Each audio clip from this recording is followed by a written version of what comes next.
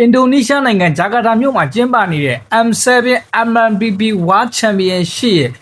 Day 1 ပွဲစဉ်မှာတင်ကျွန်တော်တို့မြန်မာကူစားပြုအတင်းဖြစ်တဲ့ Yangon Black Eagles ဝိုင်းကြီးတင်းဟာဆိုရင်ပြန်ပြီးတော့စောင့်ကြည့်ရလောက်တဲ့လက်စွမ်းတွေကိုပြသခဲ့ပြီးဖြစ်ပါတယ်။ဝိုင်းကြီးတင်းဟာပြိုင်ပွဲရဲ့အစ Day 1 မှာတင်အနိုင်ရလက်နဲ့စတင်ခဲ့ပြီးနောက်ထပ်ပွဲစဉ်တည်းရဲ့အနေနဲ့ပြိုင်ဘက်အတင်းတိုင်းလိုကြောက်ရတဲ့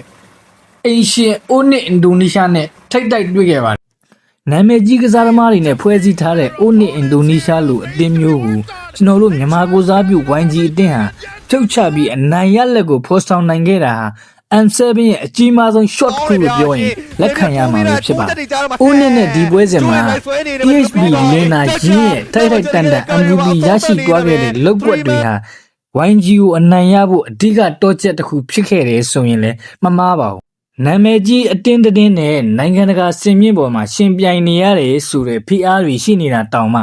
ကျွန်တော်တို့မြန်မာကိုစားပြုအသင်းရဲ့ဂျန်ဂလာလက်တက်ကလေးဖြစ်တဲ့ဟန်ဟာဆိုရင်လေမိုဘိုလတီမြင့်မားတဲ့ဖန်ဒီလိုမျိုးဟီးရိုးကိုထုတ်ပြခဲ့တာကိုကြည့်ရင်